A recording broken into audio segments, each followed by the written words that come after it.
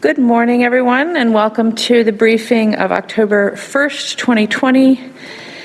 Today, we'll be hearing from Public Health and the City Attorney's Office, and then I have a number of updates as well.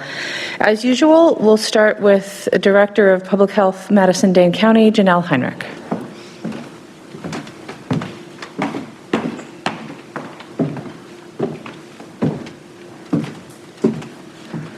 Good morning.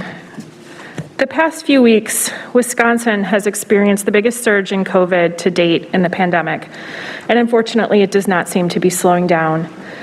Dane County hit an all-time high a few weeks ago, and while we are not seeing as many days with case counts as high as we did early in September, according to the State Department of Health Services, we are still experiencing a very high burden of disease and a very high level of disease activity, and we don't exist in a bubble. Communicable disease does not recognize city, county, or household borders. As of today, we have surpassed 10,000 cases, almost 1,000 more than a week ago. We're at 10,099 to be exact. We'll release a snapshot this afternoon with the latest data, but I have a few details to share right now. Our 14-day average without the UW is now 90 cases per day. In early September, the 14-day average without UW was 32. With UW, it's 139 cases per day. We do look at these things as part of a whole, but we track them also independently because it helps tell us a more comprehensive picture of what's happening in our community. What we're seeing is that the line between UW-affiliated and non-affiliated individuals is getting harder to draw. We are seeing cases happening in Dane County, as I said last week, from individuals, resulting from individuals returning here from other universities, and non-UW college students also having positive results. Our overall proportion of cases that are 18 to 22 age group have dropped to 45% in the past 2 weeks. And for the cases outside of that age group, we have seen a significant increase of 28% in the past 2 weeks. We are also seeing an uptick in hospitalizations statewide. Per the Department of Health Services, the hospital capacity in our region has increased by 38% recently. And this week, we have seen 37 people hospitalized for COVID in Dane County, which is a statistically significant increase compared to last week. Moving away from our daily case count, I want to remind you that hours at the Alliant Energy Center for testing will change next week. Beginning Monday, the 5th, the AEC will have new hours. It will be closed on Monday. Hours for testing on Tuesdays and Thursdays will be 12 to 8 p.m. Wednesdays, Fridays, and Saturdays, the site will be open from 8 a.m. to 4 p.m. And it will be open through at least December 30th. As always, it will continue to be free. No identification is needed, and we will not ask your immigration status. This change in hours coincides with a large decrease in staffing from the Wisconsin National Guard, and we're grateful to have had their support up till now. But we will no longer be able to have that same level of support. They will be working in providing testing support throughout the state. We will, however, continue to be able to complete at least 10,000 tests per week at the Alliant Energy Center. Wait times may increase a little bit, particularly next week as we adjust to this new staffing model, but we don't expect it to be a significant challenge. And since early July, nearly 6,000 people who have tested positive for COVID-19 were tested at the Alliant Energy Center, and we hope to be able to have that resource for quite a while. The level of disease that we're seeing in our community right now is concerning. I know we're all experiencing fatigue with following the rules, but we are at a critical point. We're at a critical point in Dane County. We're at a critical point in Wisconsin. Through our interviews, we continue to hear that people are gathering, they are not wearing masks, and they are going out. And we're having illness come to Dane County from activities that are happening outside of Dane County. Just another reminder that even if you're not in Dane County, still do the things that you would do as if you were here. With UW football happening, and Halloween getting closer, and the weather changing, we want to remind you, please don't gather. Keep your bubbles small. Adhere to the practices that will keep you well. And right now, more than ever, again, consider the number of trips you have to make outside of your house. Consolidate them to the greatest extent possible. Plan your grocery trips for a week. Minimize your contact with individuals outside your bubble. Maintain your physical distancing. Get your flu shot. And wear a mask to minimize the risk of exposure to yourself and to others. Thank you.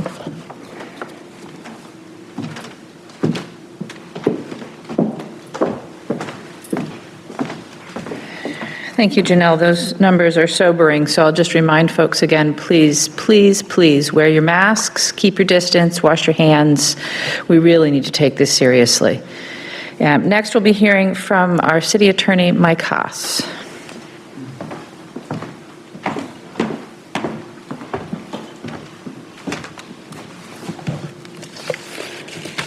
Thank you, Mayor.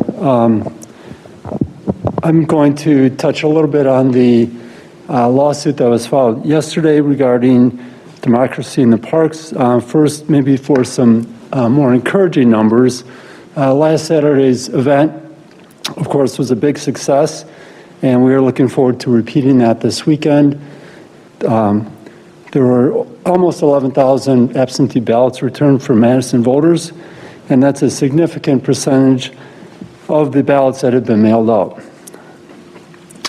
We encourage other municipalities to consider similar innovative events to make voting safe and convenient during the pandemic.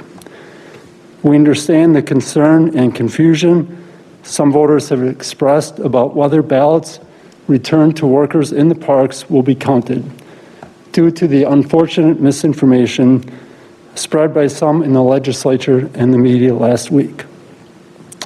To be clear, we are confident that democracy in the parks is entirely legal and all proper safeguards are being taken to secure ballots and treat them like all other absentee ballots. The event was intended to help draw the community together in a socially distant way, regardless of who you vote for. It was gratifying to see the number of voters who took the time to come out and that appreciated the help they received from our workers. I also enjoyed visiting with those workers who took pride in what they were doing to help their neighbors and gave up their Saturday to do so. Now, it is not insignificant that the two top leaders in the state legislature have attempted to cast doubt on our process, and they have not yet disavowed their threat. I did see that the head of the Republican Party of Wisconsin acknowledged that its observers saw nothing improper happen last Saturday. So that was encouraging, but we still have a legal threat hanging out there. In addition to the confusion articulated in the court documents among voters, the city's Board of Canvassers needs to have confidence that its decision to count the ballots submitted in the parks will not be challenged or overturned. When I was at the State Elections Agency, we always preferred any legal issues to be resolved well before the election. We don't want to be waiting for a decision from the Wisconsin Supreme Court and the U.S. Supreme Court the day before the election on any significant issue like we were in April. So we look forward to a court weighing in on our process and putting any uncertainty and confusion to rest.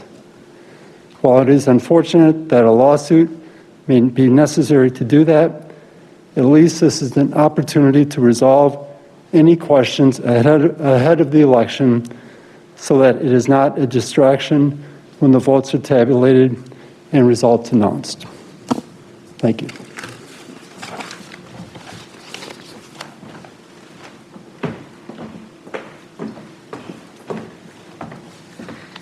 Thank you, Mike. I have a number of updates as well. I'm going to start by thanking Alder Donna Moreland for her service on the Common Council and expressing my regret that she's decided to step down from that position. She's been an excellent alder. It's been a pleasure to work with her, and I wish her the absolute best in her future endeavors. The process to fill that seat is overseen by Council President Carter.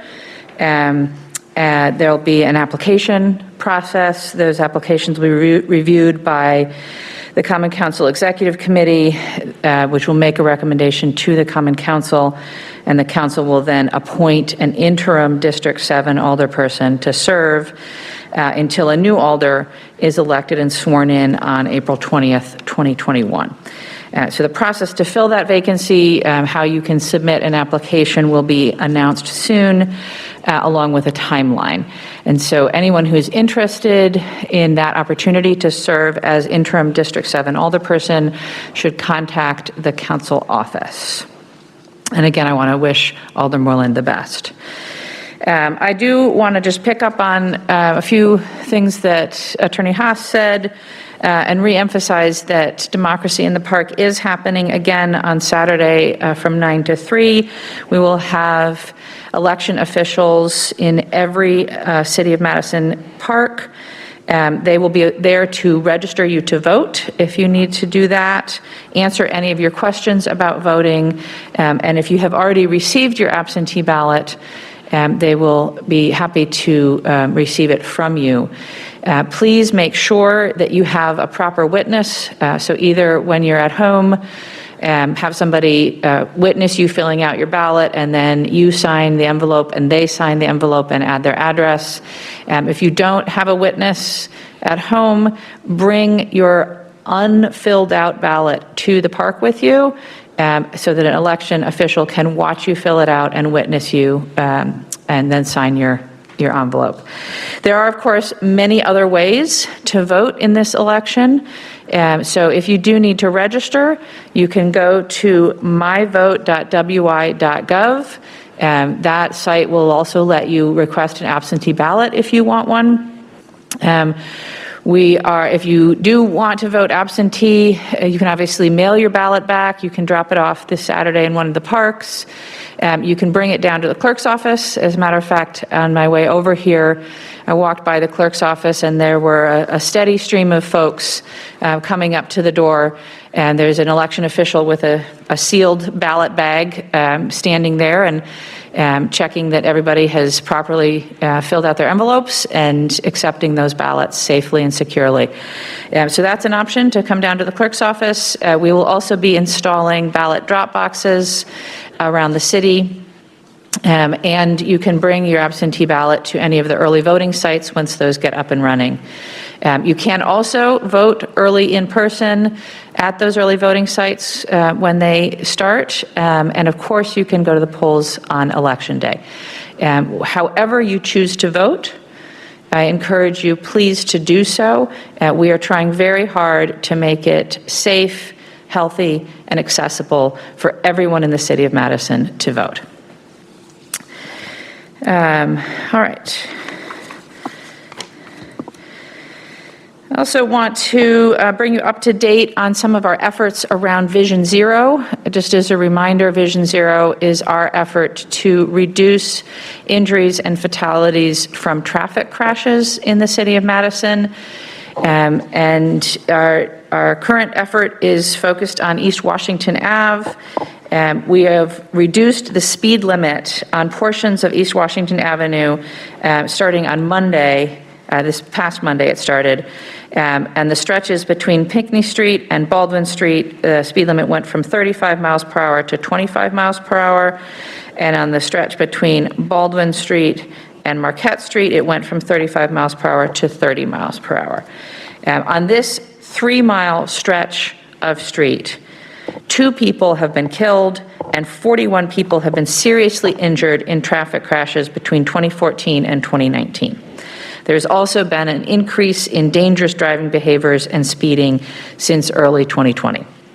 So in addition to posting these new speed limits, City of Madison Traffic Engineering will update the signal timing, improve the visibility of crosswalks between Pinckney Street and Baldwin Street, install bollards along the median on East Washington at Livingston Street to improve safety for people crossing the street. And there will be digital signboards, they're out there already, to alert drivers of speed limit changes. So I would ask everyone, please, particularly on East Washington, to observe the new speed limits, to be safe, but all throughout the city. Please drive safe, and please help us reduce, again, those traffic crashes that can lead to serious injury and even death. Now on to a different form of transportation. For many years in Madison, residents have been asking for a natural surface bike facility.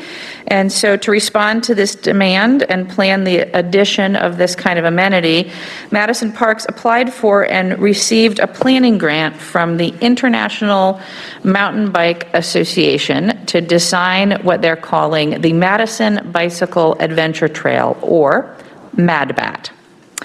Madbat will be a natural surface trail optimized for biking, but will also allow walking and running. It will be a citywide network of nodes and arms connecting parks and greenways to neighborhoods.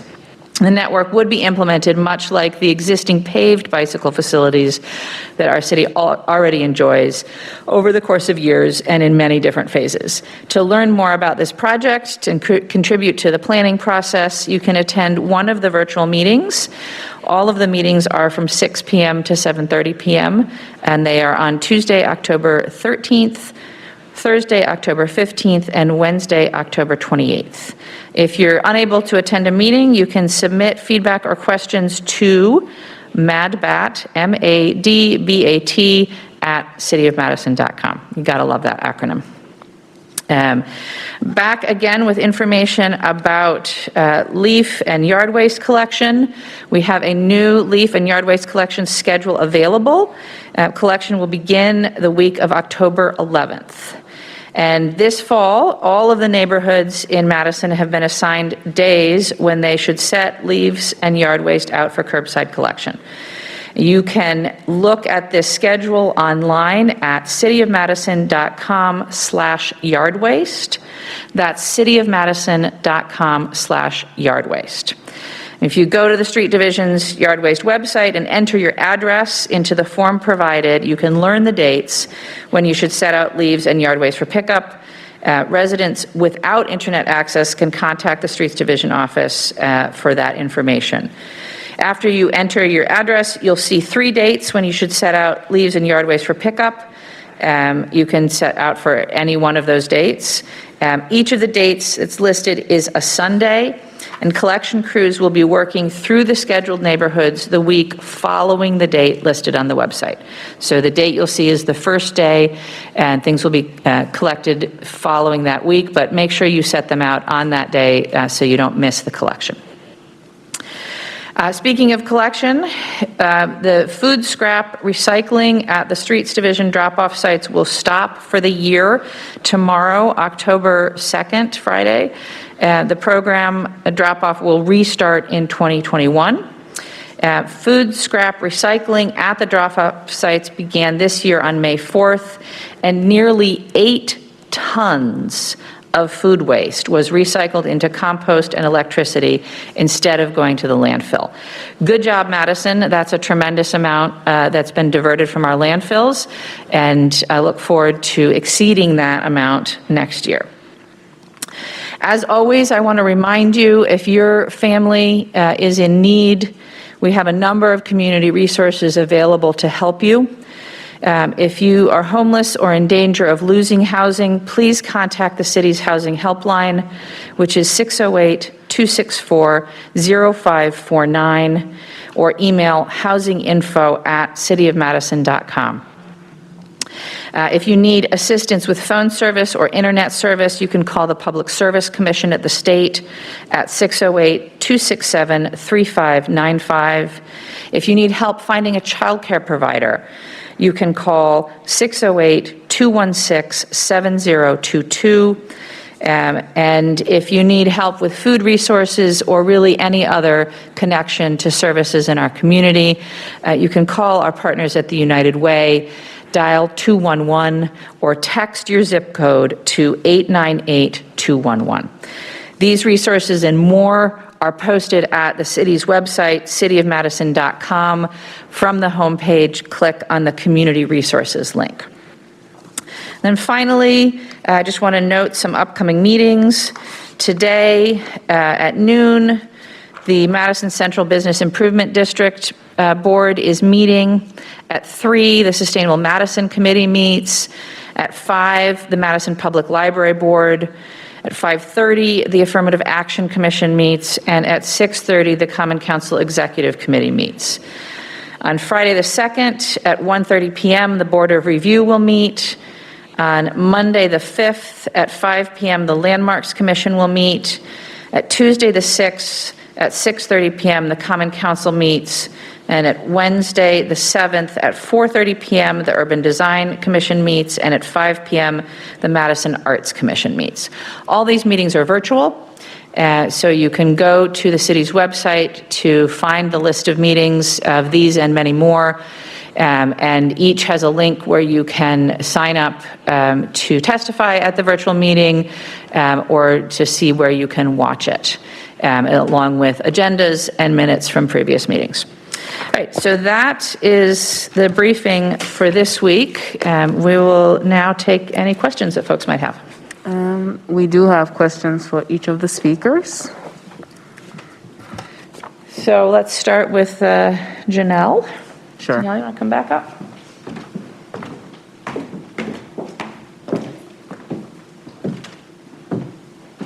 Good morning, Janelle. Good morning. We have one question for you. All right. With the large number of cases in Green Bay and La Crosse right now, and Dane County seems to be trending in the right direction, how are local health departments working together to stop the spread from county to county and in surge planning for hospitals if there is a need to move patients from another county to Dane County? Sure, 2 questions there. I can tell you, I speak every day to health officers from across the state, a smaller group on a daily basis, almost everyone on Fridays. What we do is we try to share what we're experiencing in our best practices and how we are approaching our reduction to how to mitigate and reduce the risk of transmission in our communities. All of us would like to have a statewide approach that would support each county equally. Not everyone has that great fortune, as we have had the ability to take matters into our hands here in Dane County, and all of them would like to be able to do the same thing. With regard to hospitalizations, we are all health officers are in contact with our healthcare partners on a regular basis, but the transferring of patients and cases and individuals that is held within the healthcare system. So those questions should be more specifically addressed to our healthcare partners about the criteria and thresholds for which that would happen. Thank you, Janelle. And our next question is for Attorney Mike Haas.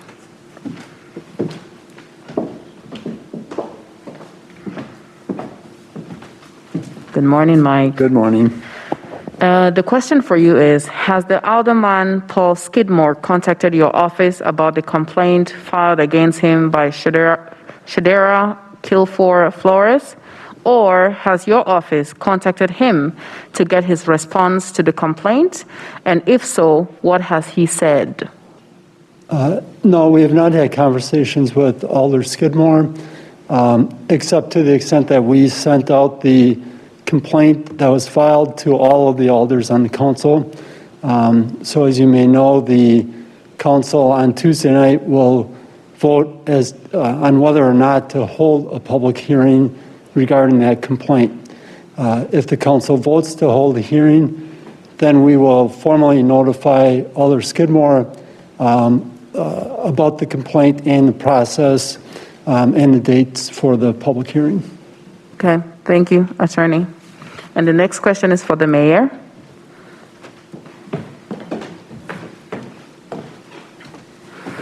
We have one question for you, Mayor. What role will the new Police Oversight Commission members play, and how were these appointees selected? Excellent question. So just so everybody's on the same page, the City Council recently created an Office of an Independent Monitor and a Civilian Oversight Board. These are unique in Wisconsin, and I believe will be a positive step forward for our community.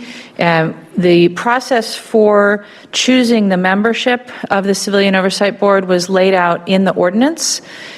So there was a nomination process. There was an at-large nomination, so anybody could submit a nomination for themselves or someone else.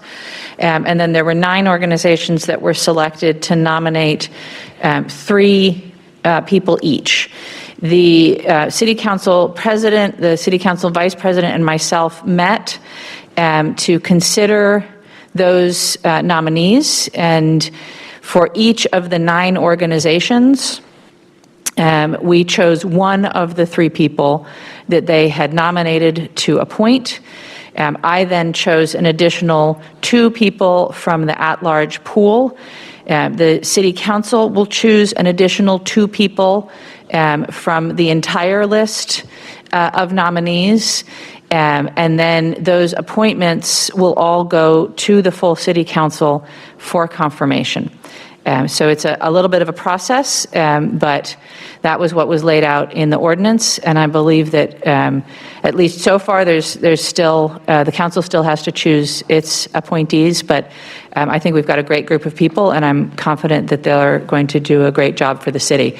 I think implied in the question is what is the role of this group? That also is fairly well laid out in the ordinance, and it is drawn from the work that the ad hoc task force on police policy and procedure did.